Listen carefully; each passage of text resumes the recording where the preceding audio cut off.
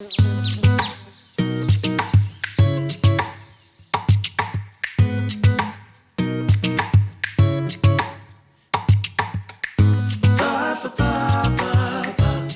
suis Hervé Michel, je suis sélectionneur laitue. Les trois principales étapes du métier de sélectionneur. La première, donc, c'est de créer de la variabilité, faire des croisements. Bonjour. Ça va, c'est pas trop difficile à castrer aujourd'hui? Non, ça va, ça se fait bien. La deuxième, c'est d'essayer de fixer et donc de garder d'une génération à l'autre les caractères favorables que l'on a cherché à garder, couleur, forme, précocité, résistance aux maladies.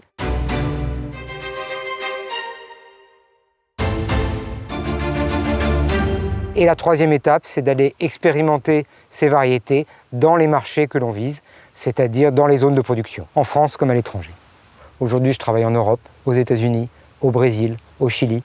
Donc il y a ce côté international qui est quand même très intéressant. On a à peu près entre 20 et 25 000 variétés différentes observées par an. Alors dans cette serre, on a regroupé tous les programmes de croisement liés à l'introduction de gènes de résistance aux maladies pour éviter, ou pour réduire en tout cas, le plus possible l'utilisation de produits phytosanitaires tels que fongicides ou insecticides. Dans cette pièce, c'est toute l'inoculation des tests de routine qu'on fait toutes les semaines pour mesurer le niveau de résistance de notre matériel génétique. Il y a une autre activité très importante qui est une activité de diagnostic des échantillons qui viennent des zones de production, des échantillons de maladies que l'on doit identifier, voir si c'est quelque chose de nouveau ou quelque chose de connu. Les salades sauvages, c'est notre réservoir de gènes, de résistance pour les introductions futures. Au niveau de la préservation de cette biodiversité, on n'a jamais utilisé autant de matériel varié qu'aujourd'hui.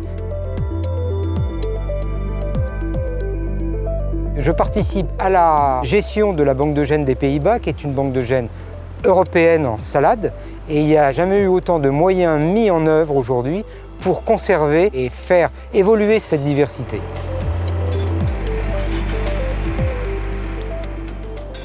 J'étudie ici un nouveau croisement qui est, manifestement, j'ai dû vouloir mettre beaucoup de frisées dans la Batavia. Il y a une demande sur ce type de produit, donc voilà.